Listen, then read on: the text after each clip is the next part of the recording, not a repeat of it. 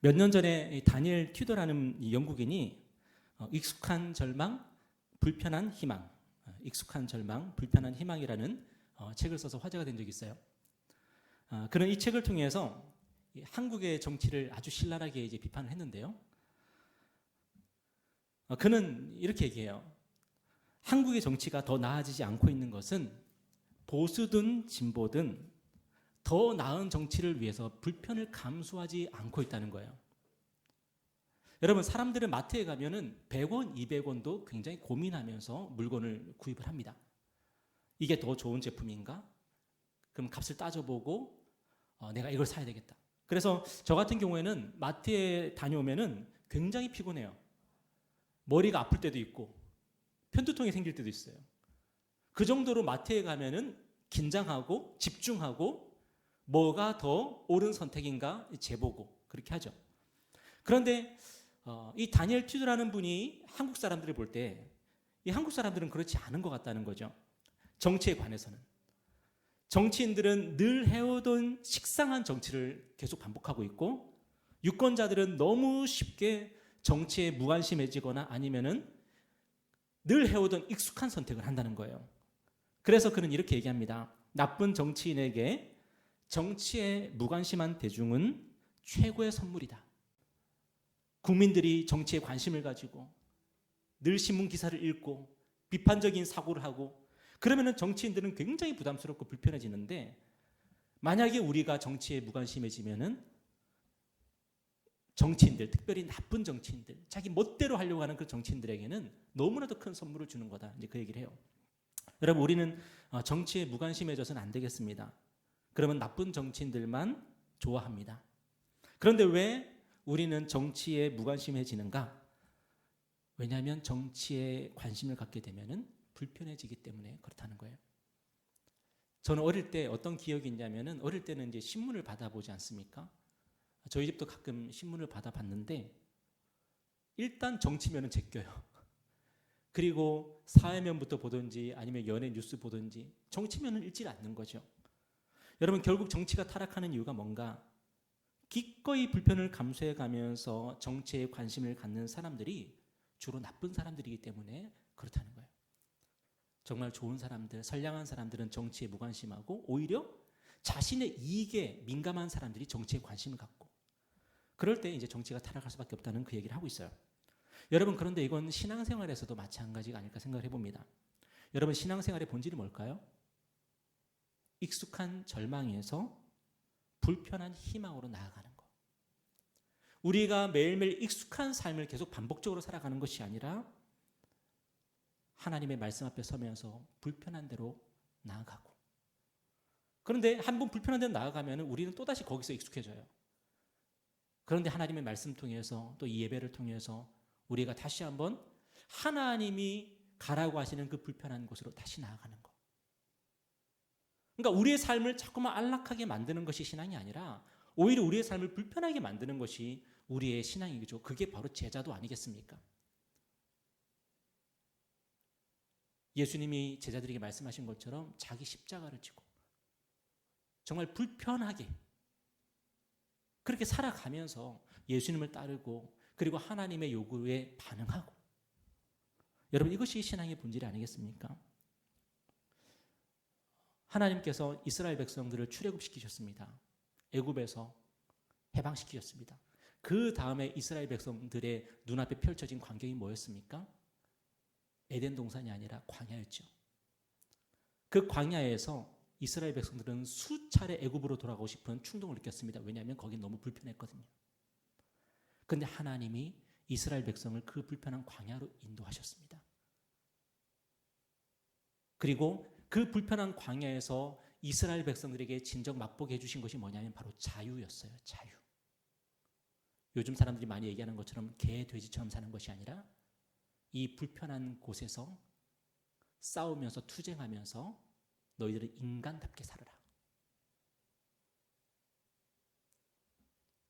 이스라엘 백성들은 그걸 배워야 됐고요. 오늘 저와 여러분에게도 하나님께서 그걸 가르쳐 주시고자 하시는 것 같아요.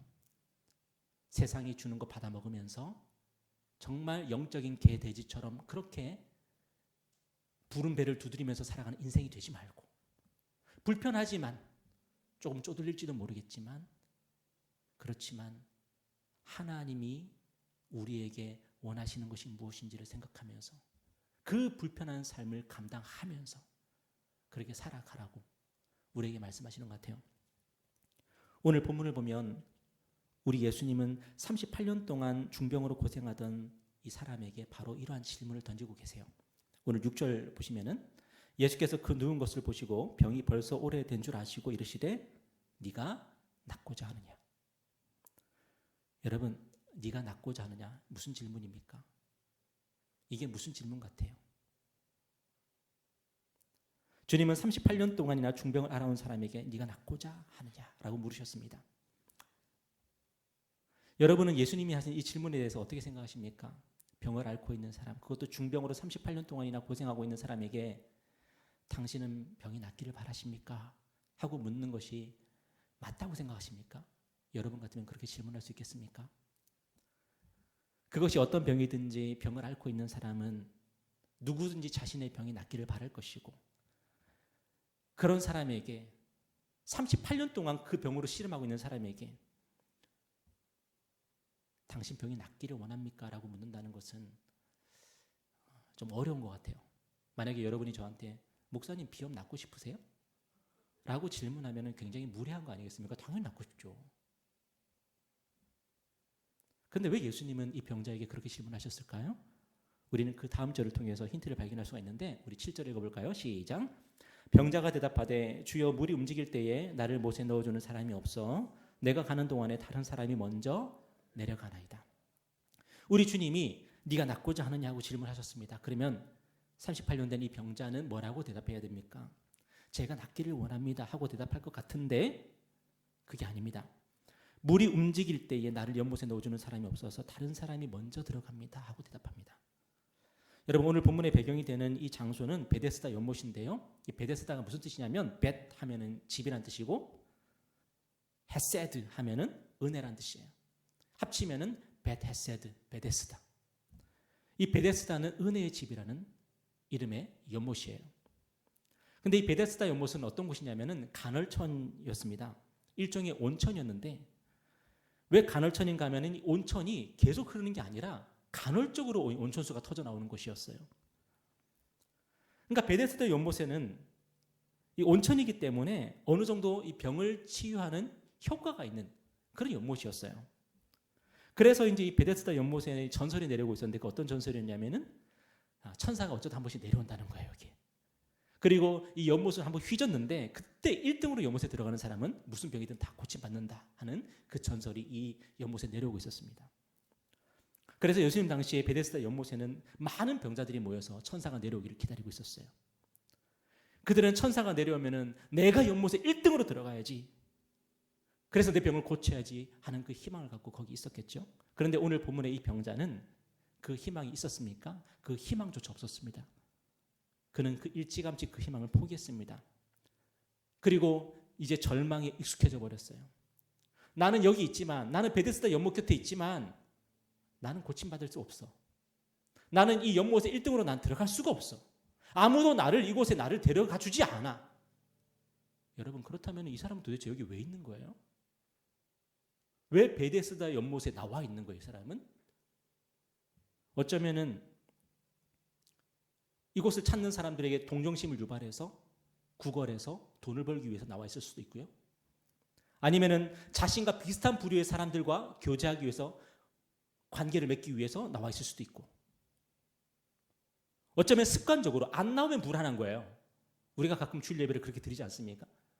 정말 하나님께 예배하고 싶은 그런 마음으로 안 나올 때도 있잖아요. 예배를 안 드리면 불안하기 때문에. 그리고 내가 해야 될 중요한 일을 뭔가 하지 않은 것 같은 그 느낌 때문에 나올 때도 있잖아요. 습관적으로.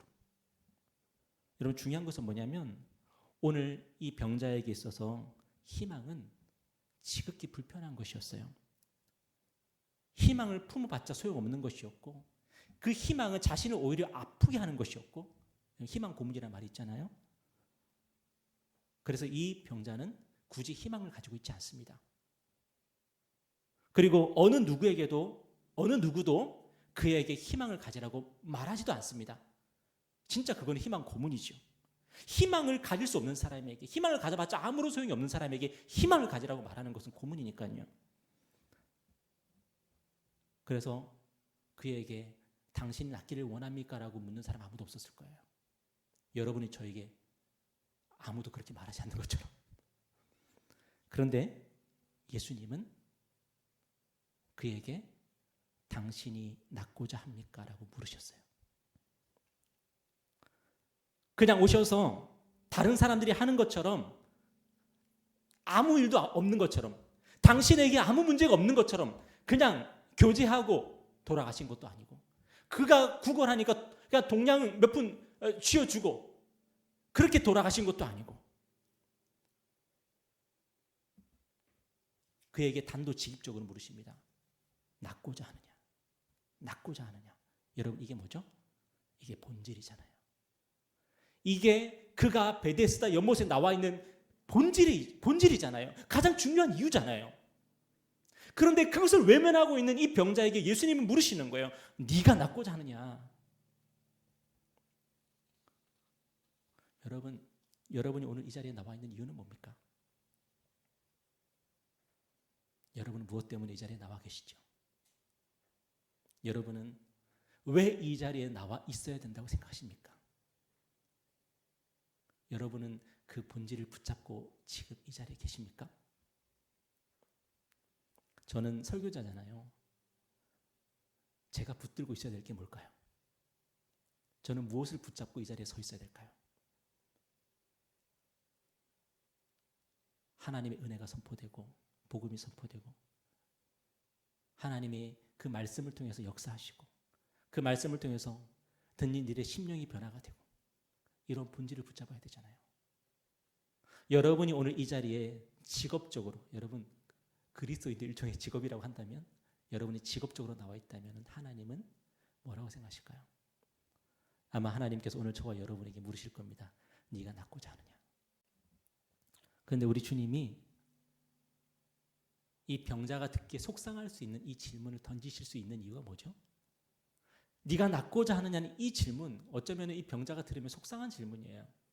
38년 동안 이 병 때문에 고생한 사람들에게 당신이 낫고자 하십니까? 라고 묻는다면 마음 아프죠.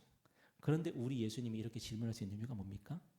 왜냐하면 예수님은 이 질문에 대해서 책임을 지실 수 있는 분이기 때문입니다. 예수님은 이렇게 질문하실 수 있을 뿐 아니라 예수님은 그 사람을 고칠 수 있는 분입니다.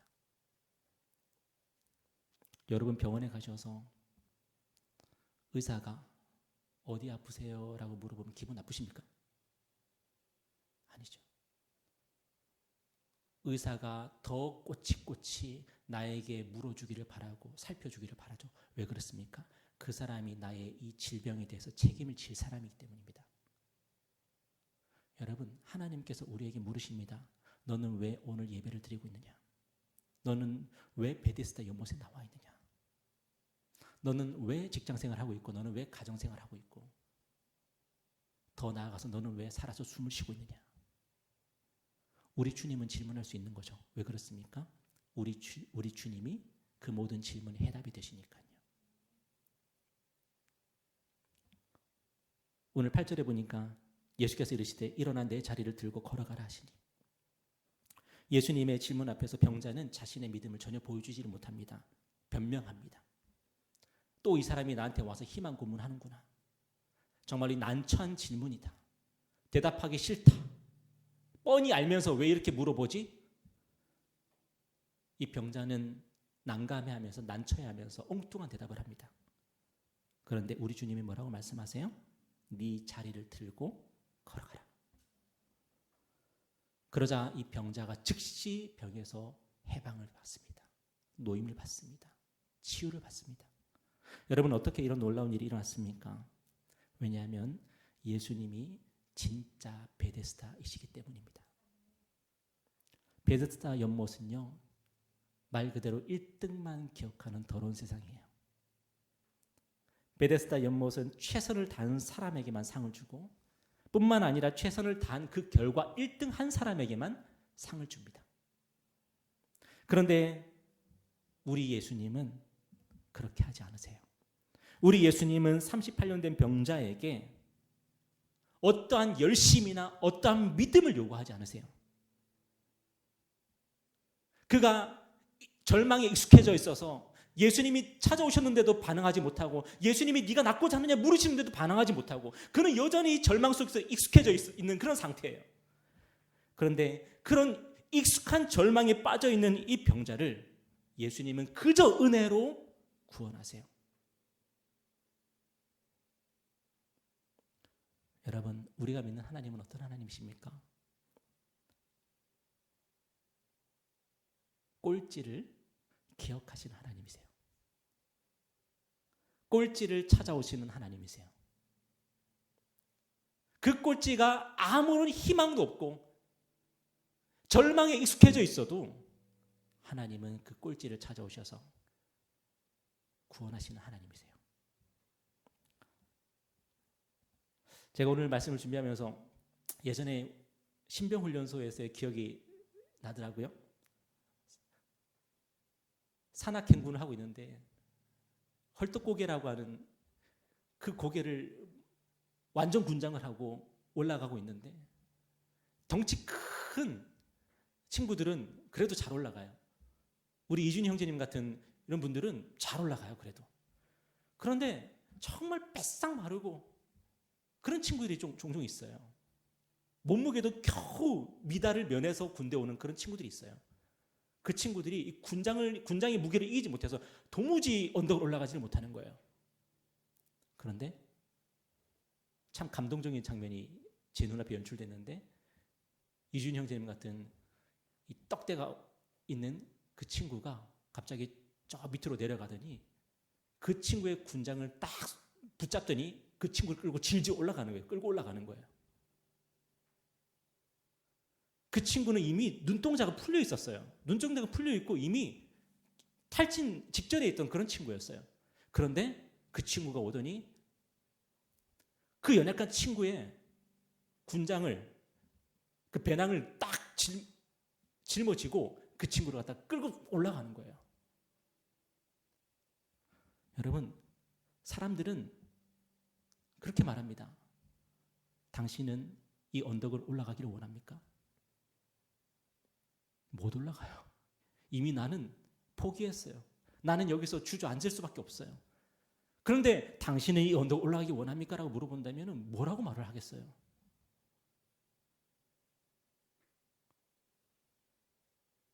그런데 우리 예수님은 우리에게 그러한 질문을 늘 하시는 분이세요. 왜냐하면 우리 예수님이 우리를 붙잡고 계시기 때문이에요. 우리 예수님이 우리를 붙잡고 우리가 오르지 못할 그 산을 올라가시는 분이시기 때문이에요. 모세가 가데스 바네아에서 12정탐꾼을 가나안 땅으로 파송을 했습니다.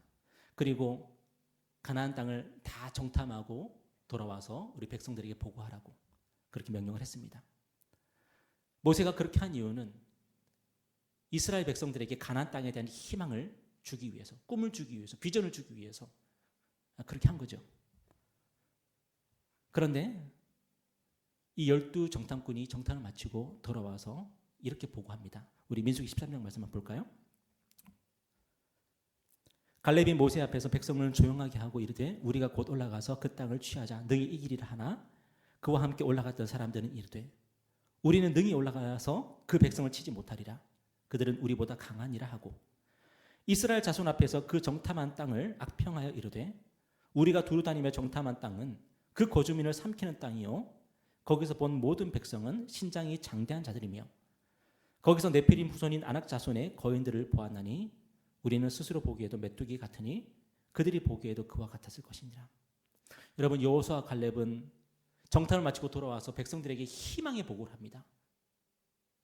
하나님께서 우리와 함께 하십니다. 우리는 그 땅을 취할 수 있습니다. 라고 보고합니다. 그런데 나머지 10정탐꾼은 정말 절망적인 보고를 합니다. 그 절망적인 보고를 듣고 이스라엘 백성들이 대성통곡을 합니다. 그리고 모세와 아론을 원망합니다. 그리고 다른 지휘관을 세워서 애굽으로 돌아가자고 합니다. 여러분,